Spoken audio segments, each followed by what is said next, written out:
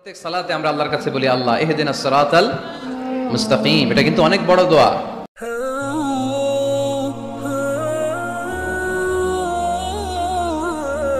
অর্থ জানি না, তাই আমাদের হৃদয়ে টাচ করে না। এটা অনেক বড় দোয়া। ইহদিনাস সিরাতাল মুস্তাকিম, O Allah show us the right path, show us the correct path. Allah আমি যেন সোজা পথে চলতে পারি, আমি যেন বাঁকা পথে না যাই। আমরা যদি পথ ভুলে যাই, আমাদের পথ দেখায় কে? জোরে বলেন। আমি যদি কোনদিন পথে ভুলে যাই, হাত ছানি দিয়ে কাছে নিও। আমি যদি কোনদিন পথে ভুলে যাই, হাত ছানি দিয়ে কাছে নিও।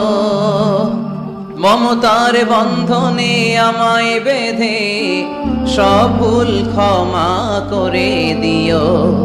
আমি যদি কোনদিন পথে ভুলে যাই, হাত ছানি দিয়ে কাছে নিও। মমতার বন্ধনে আমায় বেঁধে সব ভুল ক্ষমা করে দিও। পড়েন আমিন। এজন্য আমরা প্রত্যেক সালাতে পড়ি ইহদিনাস সিরাতাল মুস্তাকিম। এটা সহজ সরল পথ। আল্লাহ বললেন এই পথেই চলবা, এই ইসলামকে আঁকড়ে ধরবা জীবনের সবখানে। ইসলাম মানবো কোনখানে? সবখানে। উত্তর হচ্ছে সবখানে। আমি প্রশ্ন করি, উত্তর দেন, সবাই দিবেন।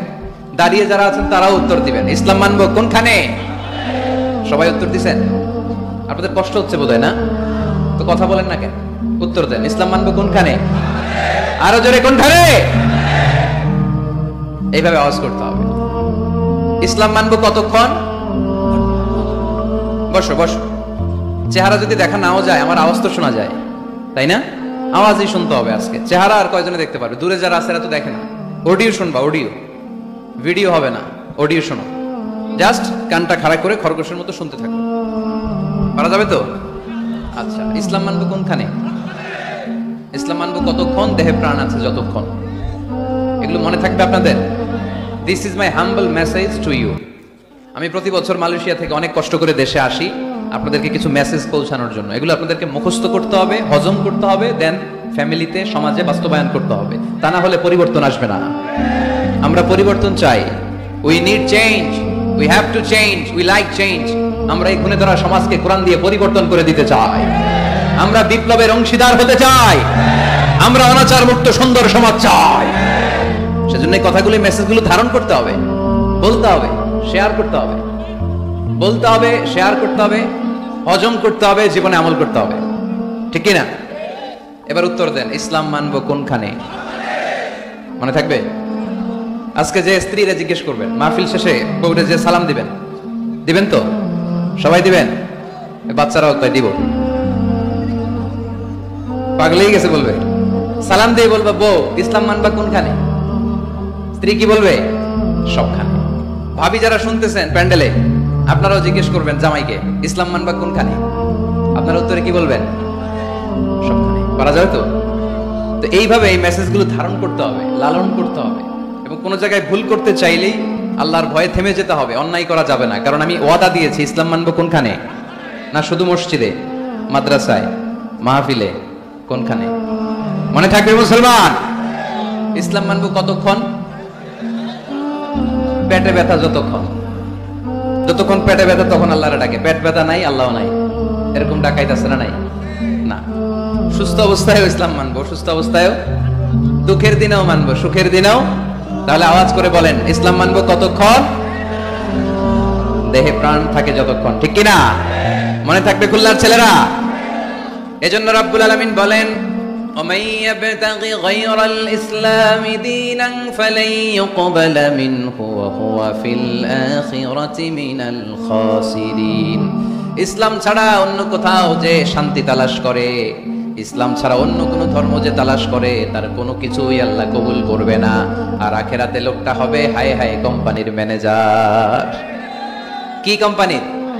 মানে হায় হায় করবে, হায় হায় হায় হায় হায়, কি করলাম? কোন নেতার পিছনে ছুটলাম? কেন গানের কনসার্টে গেলাম? কেন মদের আড্ডাখানায় গেলাম? কেন কোরআনের মঞ্চে গেলাম না? কেন তাফসীর মাহফিলগুলোতে বাধা দিলাম? কেন ইসলামের আওয়াজগুলোকে আটকে দিতে চাইলাম? হায় হায় করবে, হায় হায় করবে, আফসোস করবে। কিন্তু সেদিন তাদের আফসোসে কোনো লাভ হবে? Whoever seeks anything except Islam, that will be not accepted and he will be the loser in akhirah. ইসলাম ছাড়া জন্য কিছু তালাশ করে সেটা কবুল হবে না, আর সে হবে লুজার। লুজার মানে যে সব হারাইছে, আর গেইনার মানে যে সব পেয়েছে। আমরা কি লুজার হব না গেইনার? মাশাআল্লাহ, এই তো বুঝতে পেরেছেন, আমরা গেইনার হতে চাই। যারা জান্নাতে ঢুকতে পারে তারাই গেইনার, ঠিক কিনা? আমরা এখানে যেমনি একসাথে বসে গেইনার হয়েছি, জান্নাতেও যেন একসাথে বসতে পারে, আল্লাহ তৌফিক দান করো। তাহলে ইসলাম ছাড়া অন্য কিছু মানি না, বলেন ইসলাম ছাড়া অন্য কিছু মানি না, মানবো না। নাহনু কওমুন আ'যানাল্লাহু বিল ইসলাম, আমরা তো এমন জাতি যে জাতিকে আল্লাহ ইসলাম দিয়ে সম্মান দিয়েছে।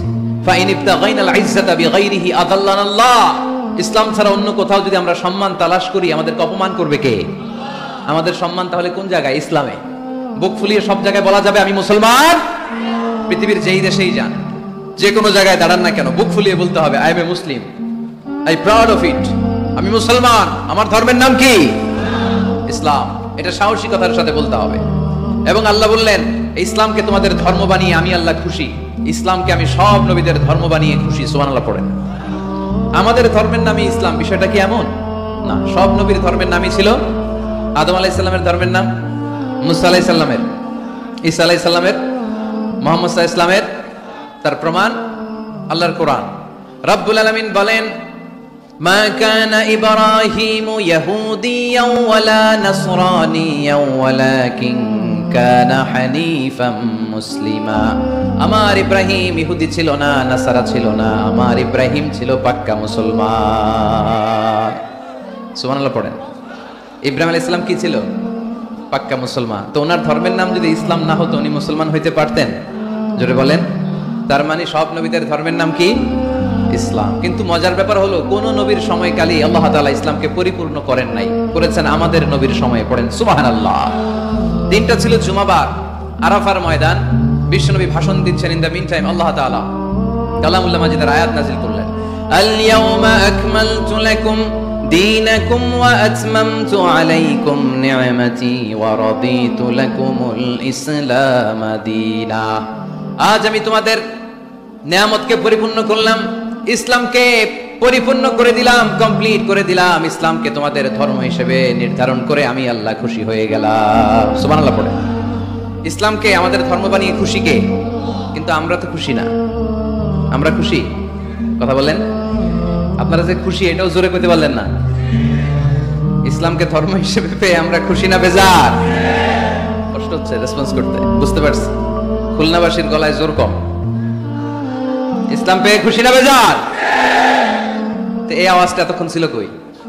হ্যাঁ, খালি ভলিউম এরকম ঘুরানো লাগে, ঘুরাইলে বাড়ে, নাহলে আবার কমে যায়।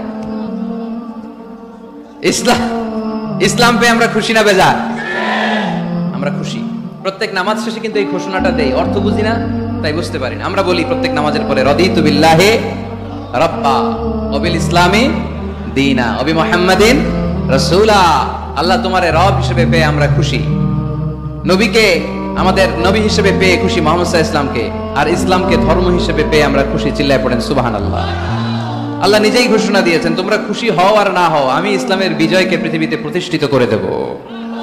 গোটা বিশ্বব্যাপী আপনি নিউজ পড়েন, দেখবেন যে প্রতিদিন কালিমা পড়ে লোকজন মুসলমান হয়, এরকম আছে না নাই? গত 3 দিন আগে গাজীপুরে এক বিশাল জনসমাবেশে সানিরাজ নামে এক হিন্দু ছেলে নাম নিয়েছে আব্দুল্লাহ, মুসলমান হয়ে গেছে। সুবহানাল্লাহ পড়েন। হযরতুল আল্লাহ কামরুল ইসলাম সাঈদ আল আনসারী ভাইয়ের হাতে ওই দিন দেখলাম পেকুয়া দিগন্ত ফাউন্ডেশনের তাফসীর মাহফিলে 2 চাকমা কালিমা পড়ে মুসলমান। আরেক জায়গায় দেখলাম আমাদের প্রিয় মুফাসসির আমির হামজা ভাইয়ের মাহফিলে কালিমা পড়ে মুসলমান। আমার প্রিয় বড় ভাই আল্লামা তারেক মনোহর ভাইয়ের মাহফিলে দেখলাম কালিমা পড়ে লোকজন মুসলমান। এই ইসলামের জয় জয়কার দেখে ইসলাম বিরোধীদের আজকে মাথা গরম, এদের মাথা গরম। এরা চায় না ইসলামের বিজয় হোক। মানুষ পঙ্গপালের মতো ইসলামের দিকে ছুটে চলেছে, ধাবিত হচ্ছে, ঝাঁপিয়ে পড়ছে, ইসলাম এগিয়ে যাচ্ছে, ভিক্টরি সাইনের দিকে ইসলাম ধাবিত হচ্ছে। এটা ওদের সহ্য হয় না। চিল্লায় বলেন ঠিক কিনা? আল্লাহ বলেন তোদের সহ্য হোক আর না হোক, ইসলামের বিজয়কে আমি পৃথিবীর মধ্যে প্রতিষ্ঠিত করে দেবো। জোরে কোন ঠিক কিনা? ইন্নাল্লাহা যাওয়ালি আল আরদা, আল্লাহ তাআলা পৃথিবীকে আমাকে ছোট করে দেখালেন। বিশ্বনবী বলেন ফারাইতু মাশারিকাহা ওয়া মাগারিবাহা, আমি পৃথিবীর প্রাচ্য পাশ্চাত্য সবটা দেখেছি। আর আমি নবী যতদূর দেখেছি ততদূর আল্লাহু আকবারের ধ্বনি পৌঁছে দিবে কে? কেউ ঠেকায় রাখতে পারবে? পারবে না। এজন্য ইসলাম পেয়ে আমরা খুশি না বেজার?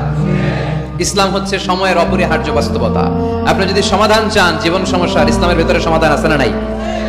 কিন্তু সবচেয়ে মজার ব্যাপার হচ্ছে গোটা বিশ্বে সবচেয়ে বেশি নির্যাতিত মুসলমানেরা, ঠিক কিনা?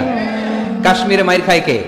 মুসলমান। ফিলিস্তিনে মাইর খায়, ইরাকে মার খায়, তারপরে মায়ানমারে মার খায়, বাংলাদেশেও মার খায়, চীনের উইঘরে মার খায়, গোটা বিশ্বে মুসলমানেরা মার খায়। কিন্তু সব ধর্মের লোকেরা তাদের ধর্ম রেখে দিয়ে ইসলাম ধর্মের ভেতরে ঢুকে যাচ্ছে। সুবহানাল্লাহ। ইউরোপ আমেরিকাতে এর ধারাবাহিকতা বাড়ছে, প্রতিনিয়ত কালিমা পড়ে লোকজন মুসলমান হচ্ছে। খ্রিস্টানরা যেখানে যে নামাজ পড়ে ওটারে কি বলে জানেন? গির্জা, ইংরেজিতে বলে চার্চ।